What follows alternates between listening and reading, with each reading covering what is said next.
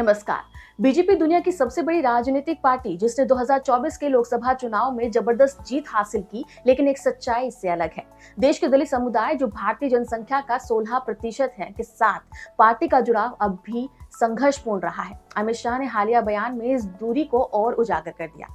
आज इस वीडियो में हम बीजेपी और दलित समुदायों के बीच इस जटिल रिश्ते की गहराई को समझेंगे। 17 दिसंबर 2024 को संसद में संविधान पर चर्चा के दौरान अमित शाह ने कहा कि उसने विपक्ष को एक बड़ा हथियार दिया है। क्या यह बयान सिर्फ गलतफहमी का नतीजा था या इससे बीजेपी की दलित समुदाय के साथ वास्तविक चुनौतियां उजागर हो गई? अमित शाह ने कहा कि अभी एक फैशन हो गया है अंबेडकर अंबेडकर अंबेडकर।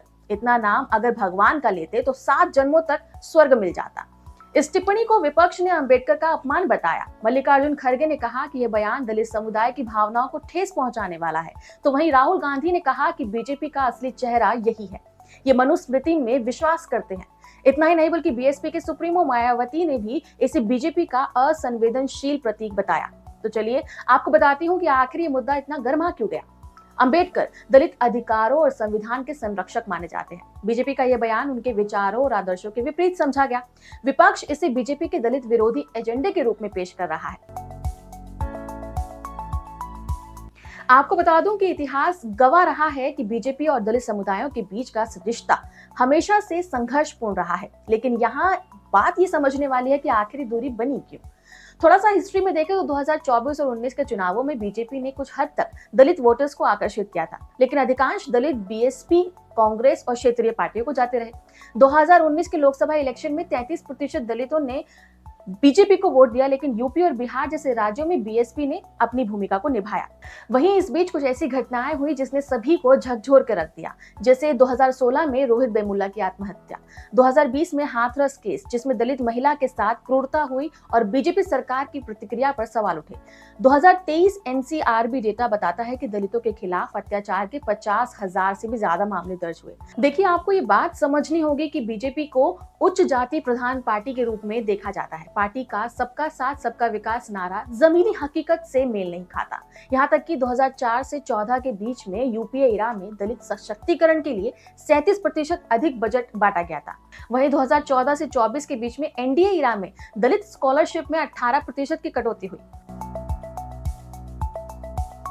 हालांकि बीजेपी ने पिछले कुछ सालों में दलित समुदायों से जुड़ने के लिए कई कदम उठाए, लेकिन सवाल यह है कि क्या ये कदम पर्याप्त रहे। सरकार द्वारा जिन नीतियों का या जिन कदमों को उठाया गया उनमें से खास था welfare scheme stand up India, जिसमें दलित उद्यमियों को बढ़ावा दिया गया। पीएम आवास योजना जिसमें 40% लाभार्थी दलित समुदाय से थे। दलित चैम्बर ऑफ कॉमर्स जिसका मकसद दलित व्यवसायियों को समर्थन देना था। इतना ही नहीं बल्कि बीजेपी ने अंबेडकर जयंती पर बड़े कार्यक्रम भी आयोजित किए।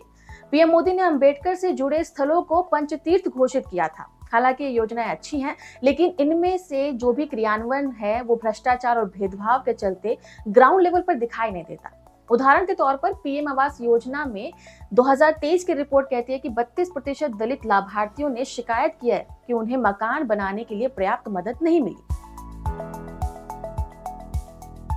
ऐसे में अमित शाह के बयान का असर बीजेपी के लिए कितना गंभीर हो सकता है, इस बात को समझना होगा, खासकर 2025 के चुनावों में, क्योंकि विपक्ष इस बयान को बीजेपी के दलित विरोधी एजेंडे के रूप में दिखा रहा है, जिससे दलित समुदाय का बड़ा वर्ग बीजेपी और उनके जितने भी सपोर्टर हैं उनसे दूर होता जा रहा है। वहीं यूपी और बिहार के इलेक्शंस में दलित वोट निर्णायक भूमिका में होते हैं। बीएसपी और आरजेडी जैसे दल इसे मुद्दा बनाकर बीजेपी को कमजोर करने की कोशिश करेंगे। हालांकि बीजेपी पार्टी ने कहा कि विपक्ष उनके बयान को तोड़ मरोड़ कर पेश कर रहा है। बीजेपी ने दलित समुदाय को जोड़ने के लिए नए कार्यक्रम शुरू करने की घोषणा की है, लेकिन 2024 इलेक्शन डेटा कहता है कि 70% दलित महिलाओं ने कहा कि उन्हें बीजेपी की योजनाओं से सीधा फायदा नहीं हुआ है। ऐसे में बीजेपी के सामने दलित समुदायों का भरोसा जीतना एक बड़ी चुनौती है। अमित शाह के बयान ने इस संघर्ष को और भी ज्यादा बढ़ा दिया है।